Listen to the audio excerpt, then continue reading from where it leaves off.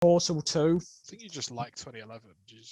I mean, Skyrim, Arkham City, like Portal. It was a good year for games. I think it just happened, and some of those were sequels. Take me back to 2011.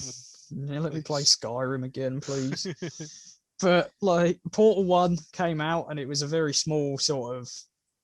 It was released from Valve. I don't even know if it was its standalone game. I think it came with the Orange Box collection originally, which was TF2, Half-Life 2, and Portal. I don't know if it was actually its standalone game originally. I think because it's very short, Portal 1. It's not like a full game. Do not know, to be honest. I've only ever played Portal 2. But Portal 1, I think one of the biggest reasons that this became such a success, obviously it's Valve and they know what they're doing.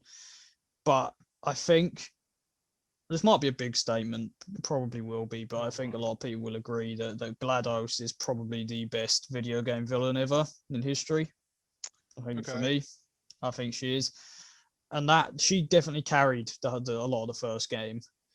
Right. And they came out with Portal 2, added a co-op mode, brought in Wheatley, voiced by Stephen Merchant, actually, very tall lad. We gotta like Wheatley.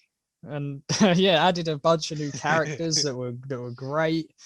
Added it was actually the two robots in co-op mode for Portal 2 came out as Fall Guys skins.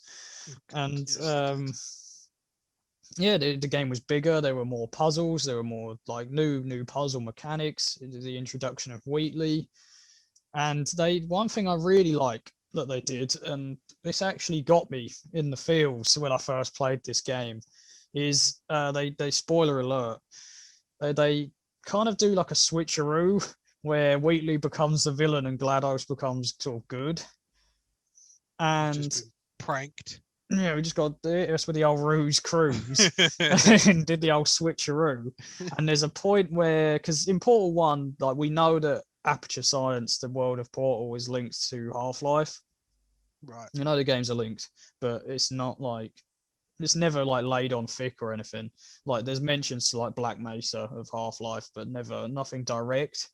And as you're walking through, there's a point where you're doing a puzzle and Wheatley like collapses the floor and you fall down underground into the first Aperture Science ever built during like World War II.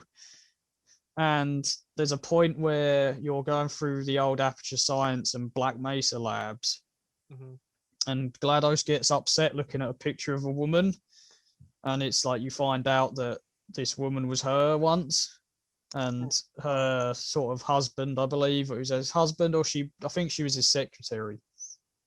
Right. He was dying, and he wanted to find a way to like immortalize himself, but he couldn't do it in time, so he did it for her instead, and that's how she became GLaDOS that we know. Okay. And it's a really nice link that I think just added to the storyline. Obviously, Portal 1's the story wasn't too important.